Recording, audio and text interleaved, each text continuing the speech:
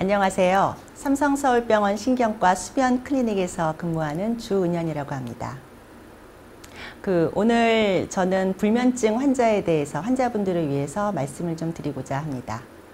우선 무엇이 불면증인가에 대해서 말씀드리면요. 우선 불면증은 증상입니다.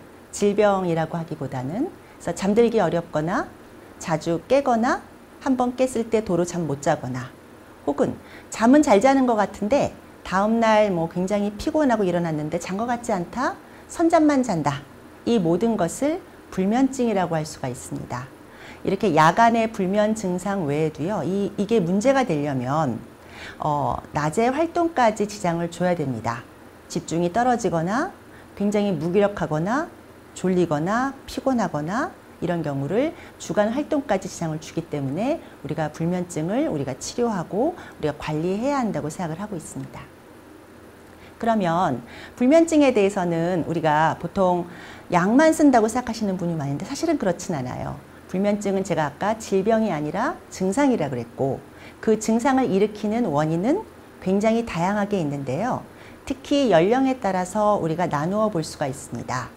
연령에 따라서 원인은 다 다르기 때문에 그 원인에 따라서 우리가 치료하는 방향이 달라질 수가 있겠죠. 우선 청소년기 나눌 수가 있겠고요. 그 다음에 중장년기, 그 다음에 노년기 나누어서 말씀을 드리고자 합니다. 우선 청소년기 얘기를 하겠습니다. 보통 청소년기는 사춘기라고 하죠. 만 13세, 14세부터 시작하는데 우리가 발달학적으로 일주기 리듬이라고 하는 우리의 수면 주기가 점점 느려지는 시기가 바로 이 사춘기예요. 중학교 2학년, 3학년쯤 돼서는 원래 일찍 자고 일찍 일어나던 아이들이 점점 늦게 자면서 올빼미형이 됩니다. 그런데 요새는 그거 말고도 학원이라든가 학교 수업 때문에 더 늦게 자게 되고 스마트폰이나 인터넷 때문에 더 늦게 자게 되고 그래서 올빼미형이 강화되거든요. 근데 아침에 수업을 가거나 직장을 가야 되는 사람들은 그것 때문에 수면이 부족하게 되는 거죠. 그래서 결국은 이게 습관화가 되면서 밤에 제 시간에 자려고 해도 잠이 오지 않는 불면을 호소하게 되고 낮에는 굉장히 피곤하고 졸림을 호소하게 됩니다. 근데 사실 이 연령대에서는요. 불면보다는 주간 졸음증과 피로감을 좀 더 호소하는데 어쨌든 그것도 야간 불면증의 증상이고요. 이 증상이 보통은 이제까지는 한 20대 초반만 되면 다 정상화가 됐는데 요새는 워낙 늦게 자는 습관과 이 스마트폰과 인터넷 활동 때문에 한 30대, 늦으면 40대까지도 야행성 습관을 갖고 있더라고요. 그래서 그때까지도 불면이 생기는데 이때 발생하는 불면은 일반적으로 치료하는 불면과 다르게 접근해야 합니다. 그 다음에 이제 40대가 넘어가면서 중장년기가 되죠.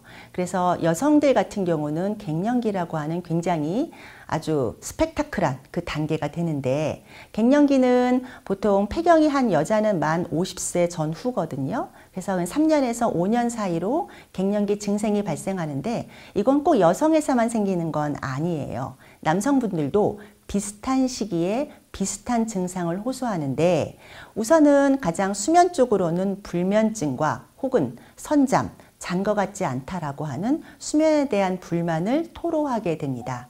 이때 잠자는 거는요. 수면 각성 주기가 불규칙하거나 수면이 짧아서가 아니에요. 이거는 호르몬 변화 때문에 발생하는 거라서 이때 발생하는 불면은 조금 더 다른 접근을 해야 합니다.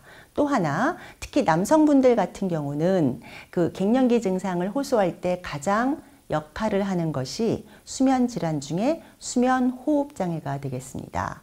젊었을 때부터 코를 골긴 했지만 다른 건 잘 모르겠고 난 잠을 잘 잤다. 그런데 한 45세, 50세 가까이 되면서 중간에 잘 자다가도 중간에 깨서 화장실 한번 갔다 오고 도로 못 잔다. 아침에 자고 났는데 너무 피곤하고 졸리다. 이렇게 발생했을 땐 남성 갱년기라고 의심할 수도 있는데요. 여기에는 반드시 수면호흡장애가 끼었기 때문에 그런 거고 수면호흡장애에 대한 치료가 되어야만 요 중년기, 이 갱년기의 수면 불면증이 해소가 될 수 있습니다. 그 다음에 이제 65세 이상 노년기죠. 이때 완전 노화가 진행되는 거고요. 우리가 수면이라는 것도 뇌의 작용이거든요. 그래서 뇌의 노화와 신체의 노화가 진행됩니다.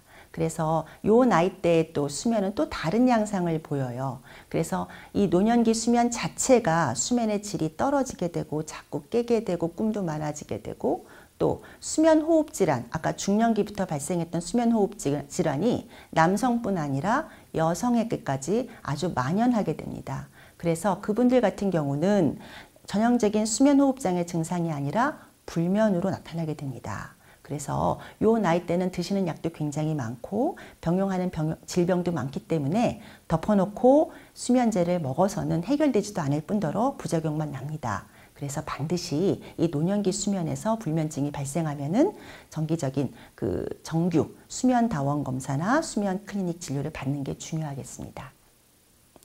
그 다음에 나는 불면증은 전혀 없어요. 그런데 낮에 너무 피곤하고 무기력합니다. 라고 호소하는 분도 있습니다. 근데 이거는 저희가 엄밀히 봤을 땐 불면증의 증상이죠. 접근이 달라야 돼요. 아까 말씀드린 연령별 다릅니다. 청년층이라면은 이거는 어떤 수면 질환이라기보다는 잘못된 생활 습관일 가능성이 높습니다. 그래서 불규칙한 수면 습관, 또 주중과 주말에 굉장히 다른 수면 주기를 갖고 있는 경우도 많고요. 또 올빼미형들이 자꾸 늦게 자고 아침에 일찍 일어나야 되기 때문에 수면 부족에 시달리게 되고 또 그런 걸 극복하고자 과도하게 카페인을 마시거나 술을 먹거나 하는 문제, 또 기분장애 같은 것이 있을 경우에 이 연령층에선 가장 많은 저런 낮에 피곤하고 무기력증을 호소할 수 있습니다. 그래서 이거에 대한 먼저 관리가 필요하겠고요. 정말 중추신경이나 수면질환 때문에 잠을 잘 못 자는 경우는 이 연령대는 그리 많지는 않습니다. 반면 중장년층 이상 갱년기가 지나간 경우라면 갱년기 이후의 연령이라면 이런 낮에 피곤하고 무기력한 증상은 수면 장애예요. 수면 질환에 의한 경우가 많고 가장 흔한 건 이 수면 호흡 장애입니다. 특히 여성들의 경우에 꼭 코골이와 심하고 그렇지 않더라도 수면 호흡 장애 가능성은 굉장히 높기 때문에요. 요거는 정식 검사를 시행을 해야만 알 수가 있기 때문에 클리닉 방문을 권고드립니다. 그래서 수면 건강을 지키는 가장 중요한 원칙 여러 가지가 있어요. 한 8개, 9개 되거든요. 그 중에서 제가 생각하는 가장 중요한 연령을 초월한 가장 중요한 원칙은 규칙적인 수면 각성 주기라고 생각합니다. 이것은 자는 시간이 일정하고 깨는 시간도 일정하고 이것은 주중과 주말이 같아야 되고 휴가기와 휴가가 아닌 기가 같아야 돼요. 그래야만 나의 뇌와 나의 신체가 아주 정규성과 항상성을 띠면서 최상의 퍼포먼스를 낼 수가 있습니다.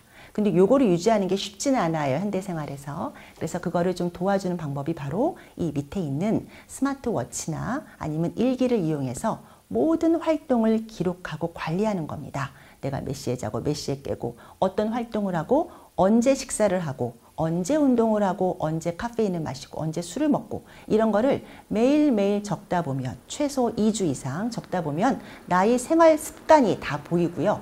내가 잠을 못 잔다고 판단이 되면은 내가 이런 활동 때문에 못 자는구나 라고 알 수가 있습니다. 그래서 클리닉을 방문하는 것도 굉장히 중요한데 그 전에 본인의 습관을 본인의 활동을 이렇게 기록하는 습관을 가지시는 것도 굉장히 좋겠다고 하면서 권고드릴 수 있겠습니다. 네, 감사합니다.